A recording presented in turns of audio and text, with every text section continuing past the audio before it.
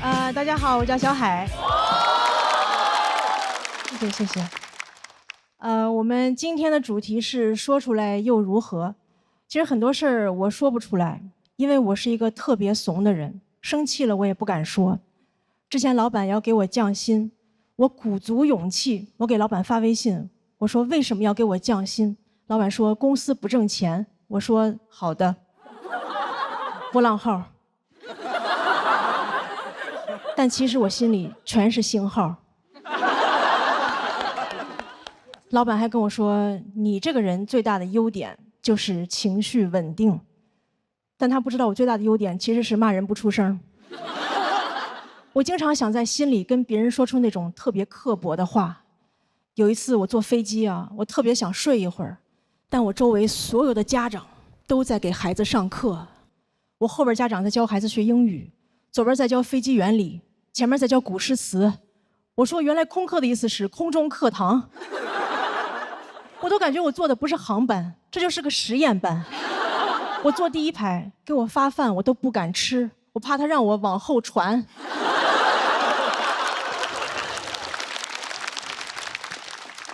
我坐那儿我都不敢打开遮光板，我怕我一打开班主任在那儿趴着呢。然后所有的孩子都在公放 pad， 我看着这些孩子，我觉得他们不应该学知识了，他们应该学人生的真相。我就想跟他们说，我说努力就能成功吗？别做梦了，你让阿姨做会儿梦吧。你知道你为什么现在还得这么卷吗？是不是因为你在经济舱？你去头等舱看看，那帮人早就躺平了。还有那个学飞机原理的，你长大也不会坐驾驶舱，因为你看拍的太多，已经戴眼镜了。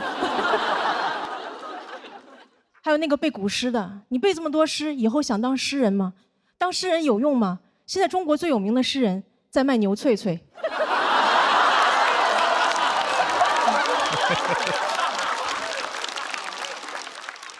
所以你们也看出来了，我情绪真的不是很稳定，我只是不想让别人看出来我疯了。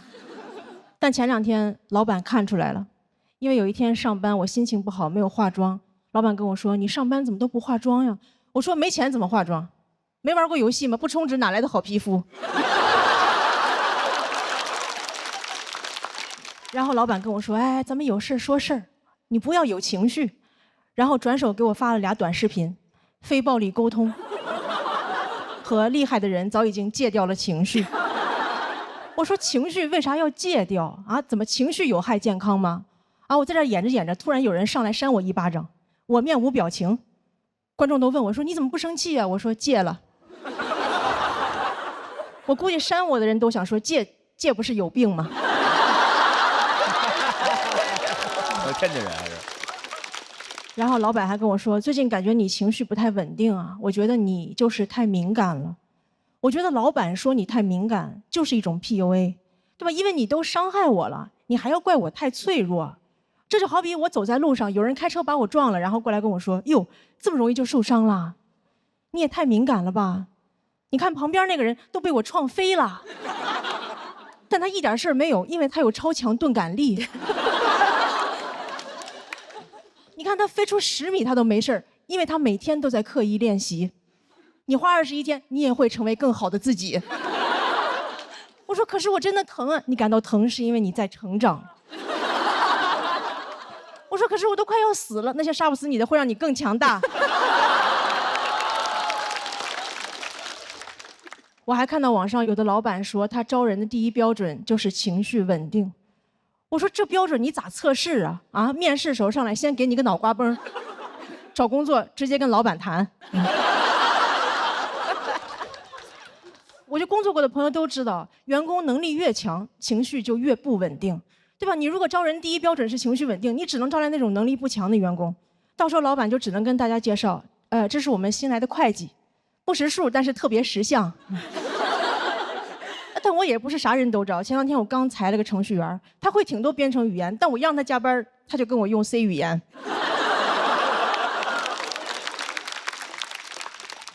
然后前2天老板又要给我降薪，我直接跟他用了一句 C 语言，然后就没有降。我说我学了半天非暴力沟通，原来最有用的居然是暴力。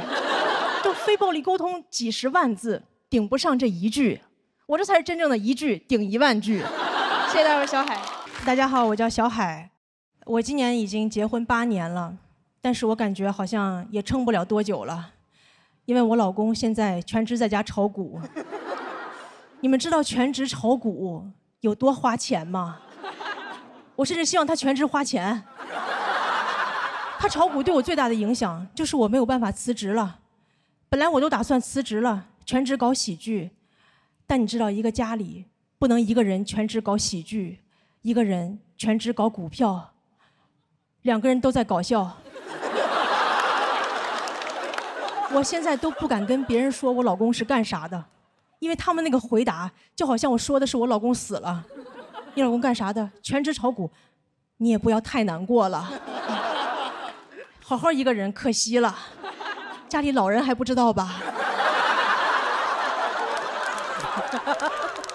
所以现在别人在问我老公是干啥的，我就说他是3个上市公司的股东。不过他现在也没闲着，他现在开始搞一些副业，他现在开始写小说了，已经写了10万字，还成了签约作者。那天我看了一下，每天收入还挺高，每天能挣5毛6。朋友们，我老公还没我余额宝挣得多。日薪5毛6，月薪16块8，就他这个工资，都买不起爱奇艺的会员。以前他看不起我说脱口秀，现在是真看不起了。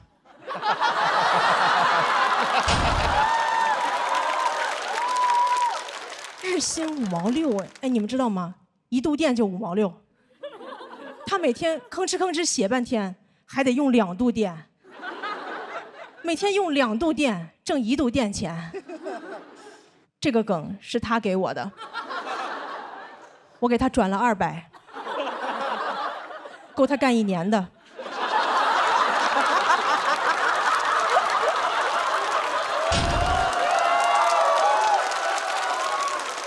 他那个小说我看了，10万字，你就感觉字里行间流出大大的2个字：垃圾。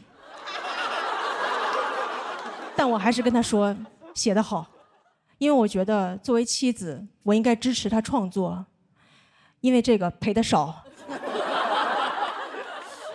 不过我觉得他炒股也有一个好处，就是我感觉他好像越来越贤惠了。他赔的钱越多，他会做的家务就越多。现在每天给我做早餐，还目送我出门上班。我觉得好像男人拥有的财富越少，这个男人就越好。男子无才便是德嘛。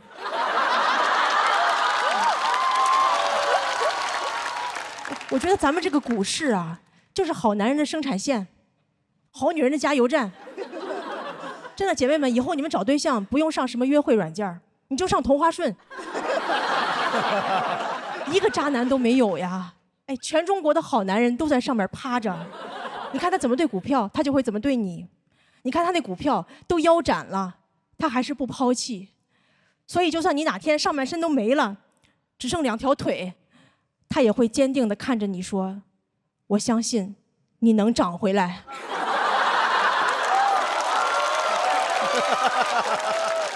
以上讲这，谢谢大家，小海。大家好，我叫小海。我已经结婚8年了。之前有一阵儿我跟我老公是异地。其实我觉得异地婚特别好，真的。今天如果有没结婚的朋友，我跟你们说，结婚就要结异地婚。真的，下次我还结异地婚。真的，之前还总有人很担心我，跟我说：“你这样时间长了，你不担心你会离婚吗？”我说：“离婚不就是为了过上我这样的生活吗？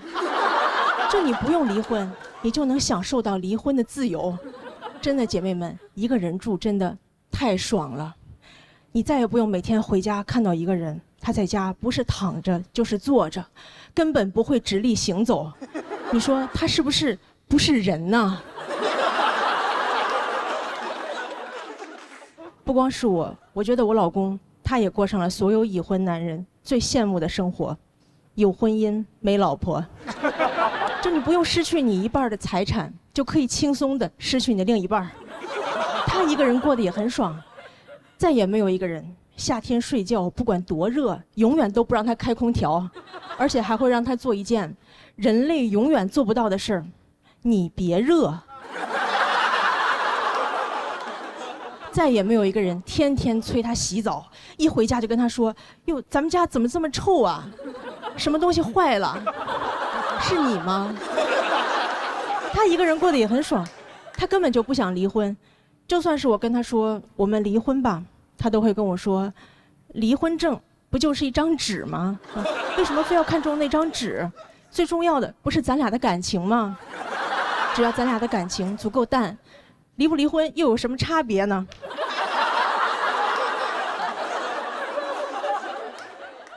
如果说这个婚姻是围城，对吧？外面人想进去，里面人想出来，我感觉我就是骑在墙上，就进可攻退可守，你知道吗？我有朋友跟我说他已经离婚了，已经出了围城了。我说你出去干嘛？你上来呀！所以我现在真的就不能理解为什么有人会说他们离婚的原因是聚少离多。我说这不就是我维持婚姻的秘诀吗？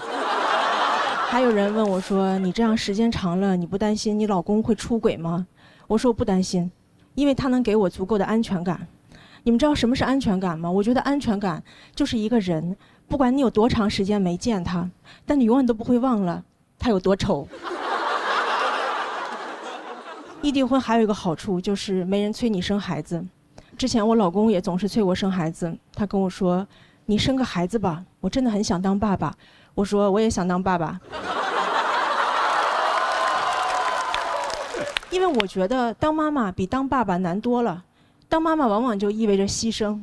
你看，你要当一个好母亲，你要像那个孟母三迁、岳母刺字，你要成为烛光里的妈妈。但你要当一个好父亲，你只需要买几个橘子。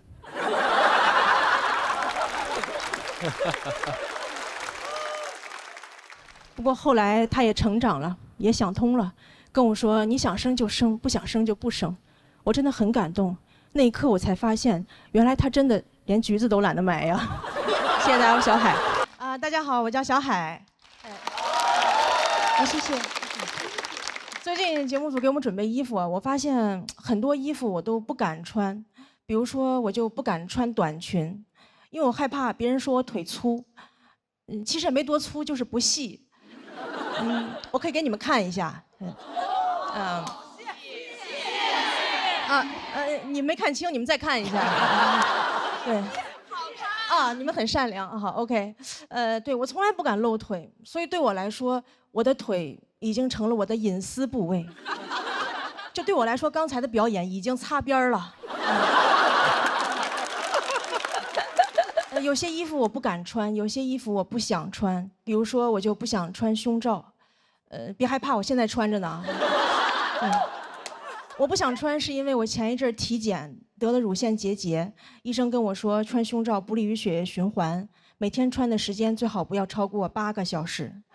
我说8个小时，谁能下班啊？我不可能上着班。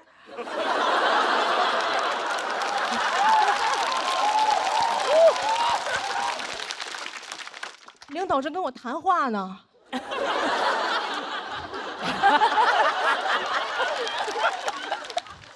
我说哟，8小时了，我的胸罩下班了。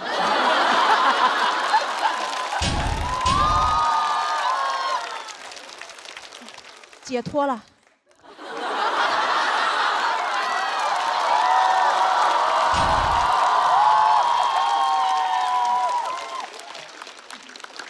而且夏天穿也很热，对吧？女生知道，几乎所有内衣里边都有一层厚厚的海绵。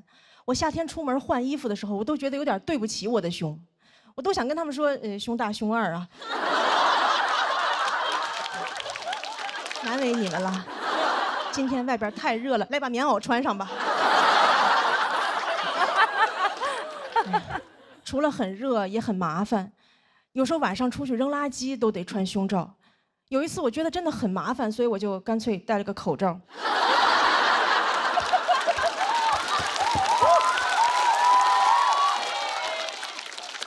觉得如果人只需要穿一件衣服，就是口罩。我甚至都可以只穿口罩。我打网约车就没有司机找不着我。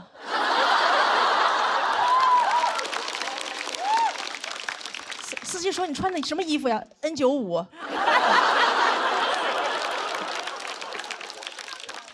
我试过很多方法，怎么可以不穿？比如胸贴，但胸贴有一个问题，就是它就是出汗容易掉，所以我在台上从来不敢戴，我怕我在台上掉装备。我还得赶紧跪在上面说这是我护膝。胸贴还有一个问题，就是有时候我会过敏，人多我又不好意思挠，我就只能捶胸脯。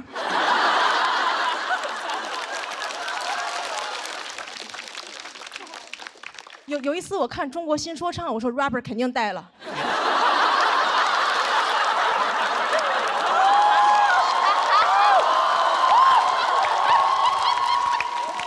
打招呼都是 Hey yo bra。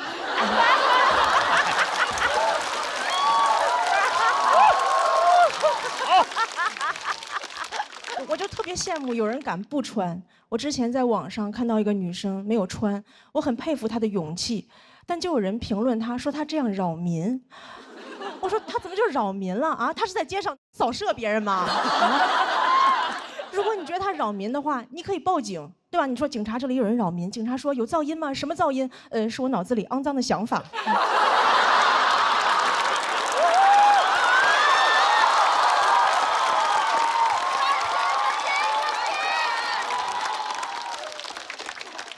他怎么就扰民了啊？如果不穿内衣扰民的话，那光膀子大爷是不是至少应该判个无期？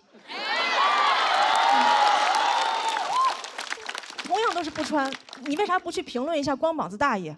好看，爱看，想谈。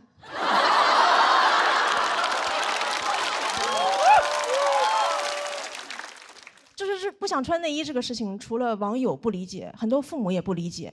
有一次我跟我妈说我不想穿，我妈说正经人哪有不穿的？我当时我都变成那英了，我说这简直就是危言耸听。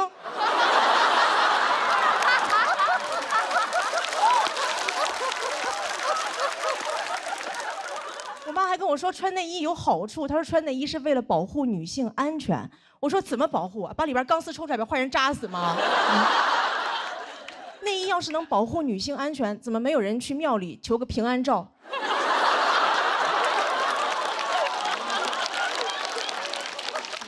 送给朋友说特意给你求了个祭照杯，保佑你逢凶化吉。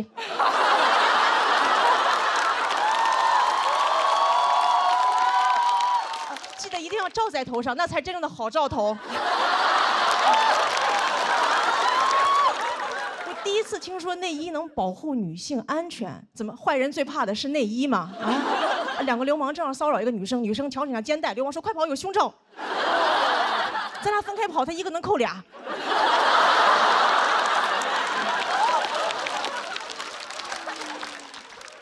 我妈还跟我说穿内衣有好处，可以防止下垂。她说你看内衣广告说了，我们这个可以防止下垂，能够对抗重力。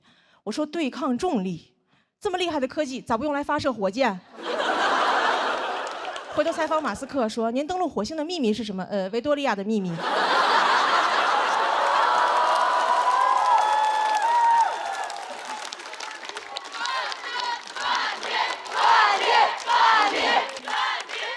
对，其实我说了这么多，我就是希望女生穿衣服能少一点束缚，多一点自由。本来我想说的话还有很多，但是我今天从出门到现在已经8个小时了。谢谢大家，我是小海。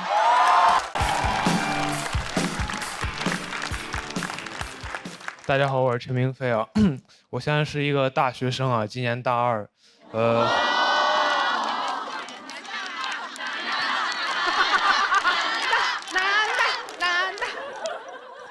现在心情怎么说呢？就是马上有期末考试了。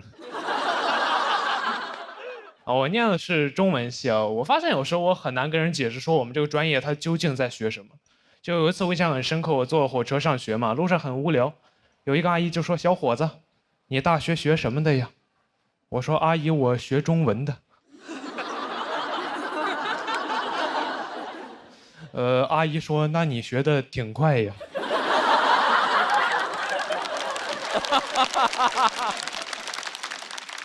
我说阿姨，我是中国人啊。我在我们专业，说实话待的没有说特别适应啊，因为我们专业是一个就是女生比较多、男生比较少的一个专业。我记得有一次我参加学校举行那种跳长绳比赛，进了我们队的微信群，发现就好像只有我一个男生。那天体委在群里说的是老婆们集合了。我说这儿还有一个人类呢。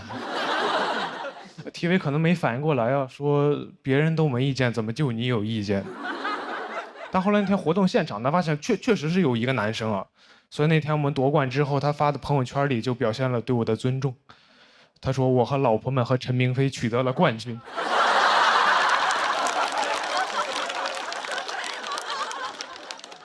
感觉我像他们养的一条狗。我念中文系就是想学习写作，写一点真正好的一点作品。但上了大学之后，老师跟我说，一个作家想写出那种真正好的作品，应该要先过30-40年苦日子。我说这是不是有点太久了？哎，你说我万一好不容易熬了20多年苦日子，然后突然死了，那我这辈子不全是苦日子吗？就是你不要跟我提什么卧薪尝胆的勾践，我知道这个听着很励志。但我觉得他励志，就是因为勾践当年成功。他要是尝了3年胆被夫差灭国，那他在历史上就是一个沉迷尝胆。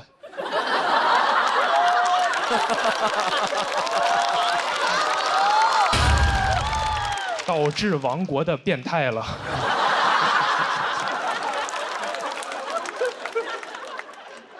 不过我还是一个比较实际的人啊，我也焦虑过，说我真正能写出好作品之前怎么赚钱养活自己。我甚至考虑过转专业，但我后来转念一想，自己在老家有一群爱看霸道总裁爱上我的朋友，我心想这群傻帽的钱哥们还是能挣的。一个作家这么一个几千年的行业，它能有什么问题呢？然后我大2那年呢 ，AI 会写小说了。我当时的感觉就像，我感觉自己像那种晚清刚进宫的太监，一个阉人。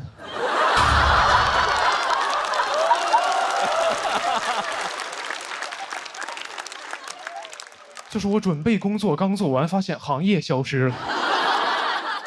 我当时感觉自己被时代所欺骗了，因为我印象很深刻，我报志愿那会儿，全网都在告诉我，文艺就是人类面对 AI 的最后一道防线。我说怎么2年就被打爆了？你 AI 用的不是 C 语言吗？怎么先把汉语言取代了？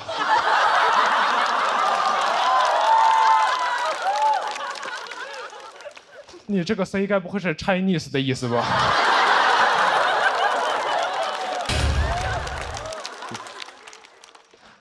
我很痛苦啊！我去问做 AI 的朋友，我说你跟我说实话就行，我们做这种行业会不会被 AI 取代掉？我朋友跟我说以后说不好，但现在不会，因为 AI 刚开始学写作，它短期内比不上你。我说这怎么可能安慰到我？我也刚开始学写作呀。我跟 AI 同时开始，你猜我俩谁学得快一点？该不会是我吧？很难受啊！我去年年底参加了一个大学生的短诗创作比赛，发现有个赛道已经叫 AI 赛道了，要求我们的作品展现出那种人机协同的美感。我说人机协同，我小时候不是管这玩意儿叫作弊吗？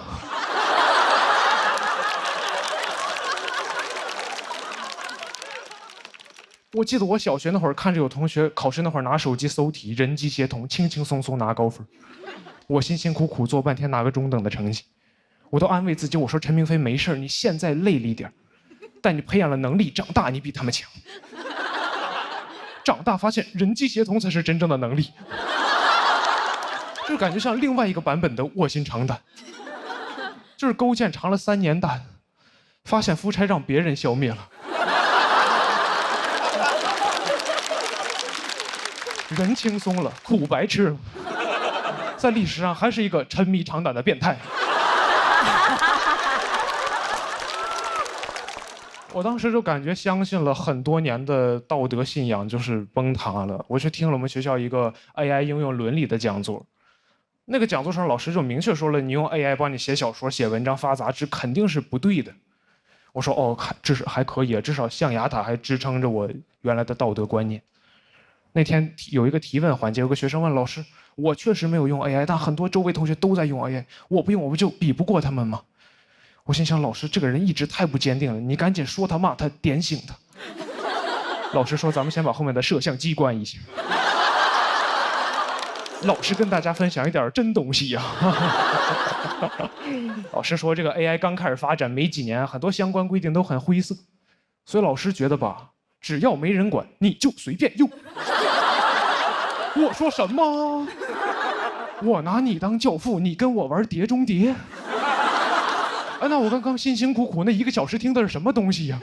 是用来解锁正文的广告吗？我那天明白了一个道理啊，我感觉就是伦理道德这个东西啊，它就很像摄像机，它能约束人性的丑恶，但也能关。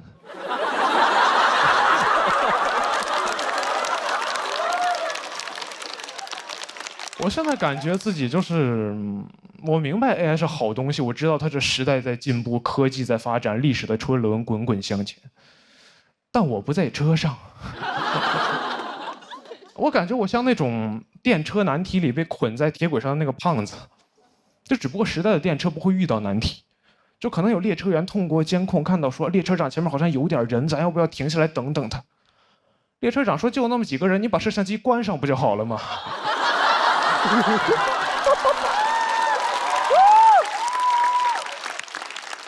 就看着那个车越开越近，我旁边的朋友就会问陈明飞：“咱们现在怎么办？”我说：“我自横刀向天笑，去留肝胆两昆仑。”他说：“那我先上车了。”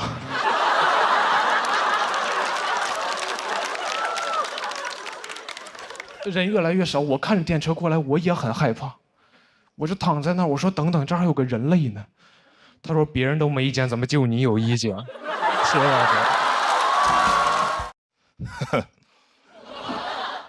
好，大家好，我是二维码啊。我有一个儿子，5岁了，最近不太喜欢他，因为他非常的肥胖，咱也不知道为什么。啊，你们挺道德感挺差，你们啊。哎，我这样想啊，朋友们，不是我胖，我儿子就活该得胖。我胖是因为我有不良的饮食习惯，而我对我儿子的饲养非常的科学。他上幼儿园之后就住在我妈家，周一早上起来，我妈给他做好了早饭，他吃完了早饭送去了幼儿园，我就知道了这个人呢得吃早饭。到我单独带他，我就带他出去吃早饭，我每次都确保他吃的一口都再也吃不进去了，把他送进幼儿。哎，我觉得我是一个就是有责任感的父亲。我这样做2年多的时间，最近他上幼儿园大班了，我偶然的得知他们幼儿园呀有早饭。我说完了，你知道你做了多可怕的事情吗？当一个人从3岁开始，每天吃了早饭就去幼儿园，到了幼儿园就吃早饭，就会在他脑海中种下一个坚定看法，说这个人呢，就得吃2顿早饭。当你有了一个儿子，你就会发现事儿太多。那天我回家，我发现我儿子在幼儿园让人打了一顿，啊，这是很多男人不能接受的事情，这是他们人生的底线，但是我可以接受，因为我觉得我儿子嘛，他毕竟不是我本人。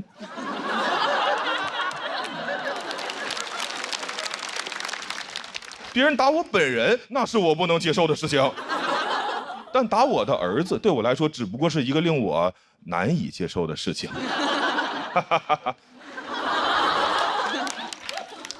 我花费了一些时间接受了下来。我说那明天我送你去幼儿园吧，你别让打一顿，你不敢上幼儿园。他说明天不用上幼儿园了，因为老师说他受伤了，得在家里边歇2天。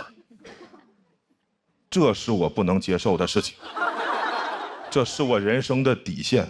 我作为一个5岁孩子的父亲，我对他唯一的要求就是给我尽可能多的去上幼儿园。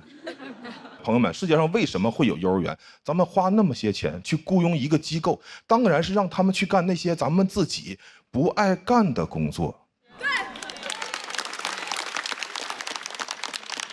我要是特别爱带孩子，我儿子能上幼儿园吗？哎，朋友们，而且孩子需要幼儿园吗？孩子需要父母，是父母需要幼儿园。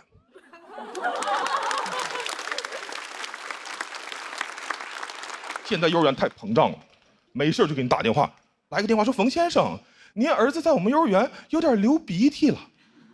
我说那回家就不流了呀啊！哎，我想不通啊，幼儿园为什么会觉得我就急需一个流鼻涕的孩子呢？我要是能选择，我会让我儿子把他一辈子的鼻涕都给我留在幼儿园。晚上回家的时候还给我一个鼻腔干燥的儿子。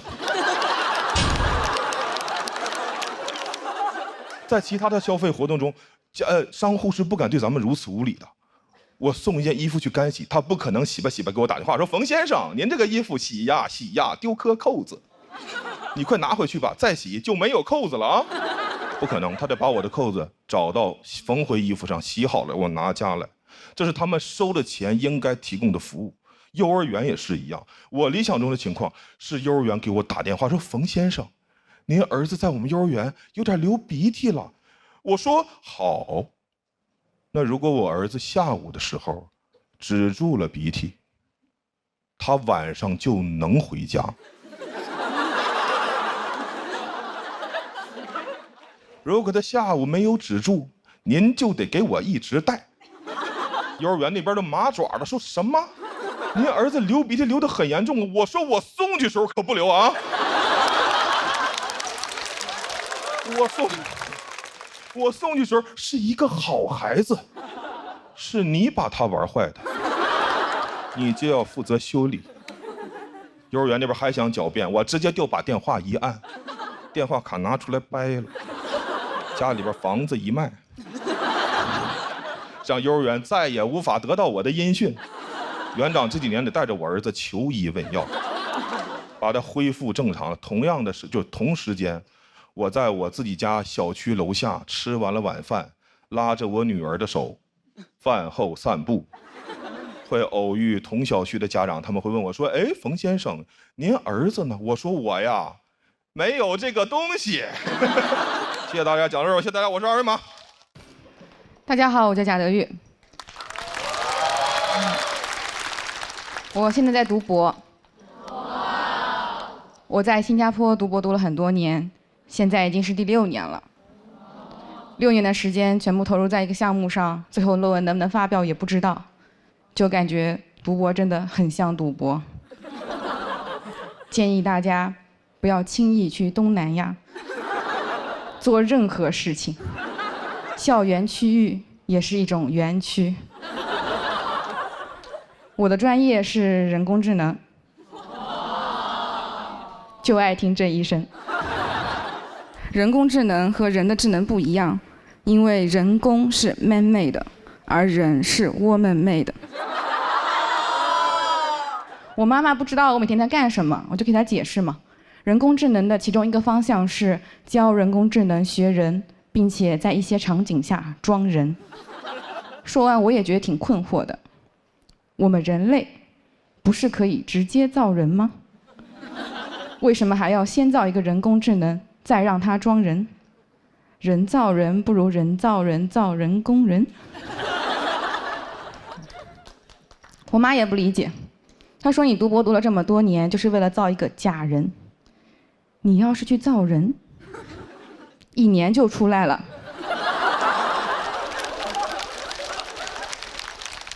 现在小孩都会打酱油了，6年你都能造6个了。我说妈，咱家应该也不需要这么多酱油吧？而且生产人性价比确实有点低，养孩子6岁就打个酱油，养人工智能就不一样了。DeepSeek 1岁就能做逻辑推理，语数科技的机器人3岁就能上春晚，人工智能从出生那一刻起就可以为我打工赚钱了。反正也没有未成年人工智能保护法。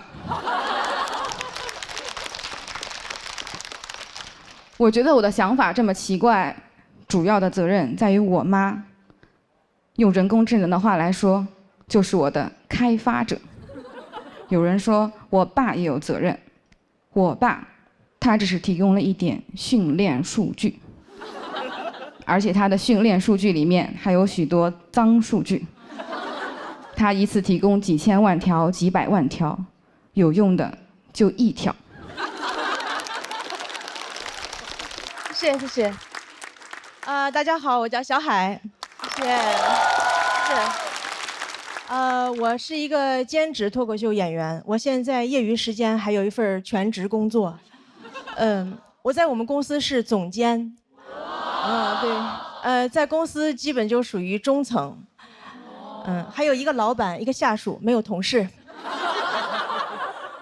就这老板还要天天开会跟我们讨论公司未来的发展战略。公司一共3个人，啥战略？一会儿排成人字，一会儿排成一字。我们公司真的特别小，有多小呢？我们租那个写字楼以前是个酒店，我们公司就是个标间儿。而且它该有的没有，不该有的却有很多。我们公司没有打印机，却有一个浴缸。浴缸里还堆了很多杂物，什么吃的喝的。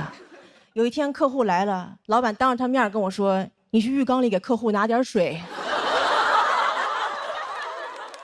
前2天我下属还辞职了，我们公司连群都没有了。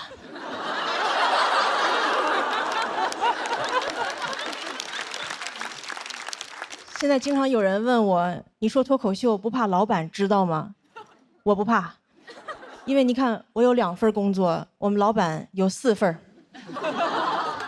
一个公司2个人6份工作，我们公司就业率300%。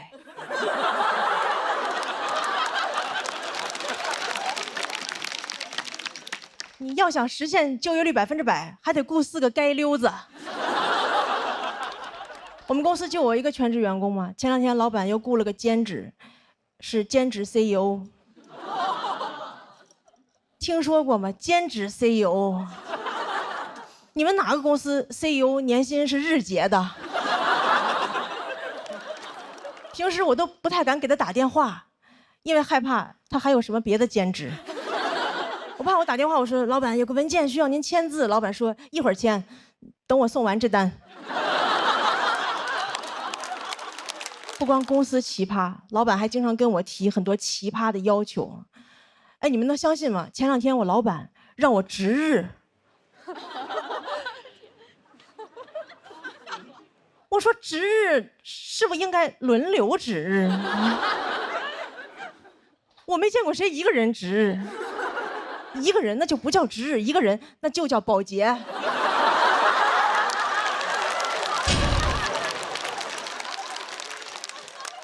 我现在都害怕，我以后去面试，人家问我有什么工作经验，我说打扫过标间儿。就经常跟我提很多奇葩的要求。前2天又跟我说，你以后每个月要读1本书。哎，你们发现没有？老板只有在这种没有用的事上跟你提的要求才特别清晰。正经工作上的事根本就说不清到底让你干啥。你看每个月读1本书，非常清晰可量化，然后一到工作就跟你说，把这个弄一下，把这个弄一下啊，朋友们，你真的很难听到人类说一句话，主谓宾都不知道是啥，把这个弄一下，谁弄一下？把哪个弄一下？什么叫弄一下啊？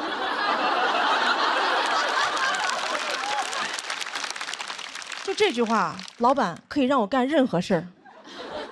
老板就算让我杀人都可以说把这个弄一下。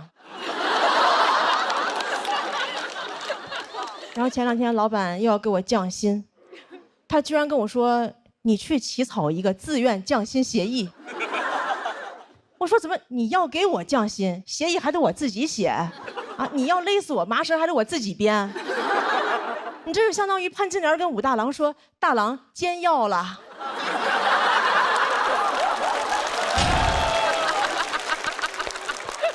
而而且什么叫自愿降薪啊？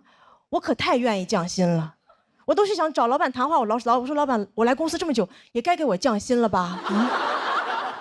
现在好几个猎头联系我，他们给的比你少多了。我可太愿意降薪了，我过生日许愿都是升职降薪。我看网上有人发帖又降薪了，我赶紧在下边接。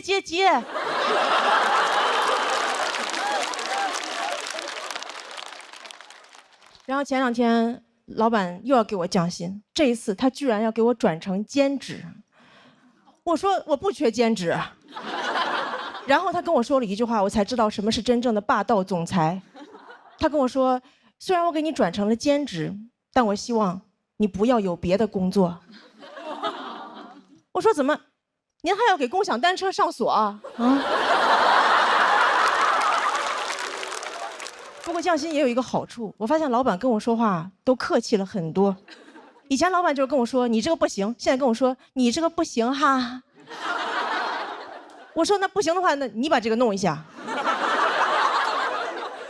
哎呀，但是我也没有其他的办法。老板给我降薪，我就只能把老板写成段子；老板给我降薪，我就给你们带来欢笑，这就是降本增效。谢谢大家，我是小海，谢谢大家。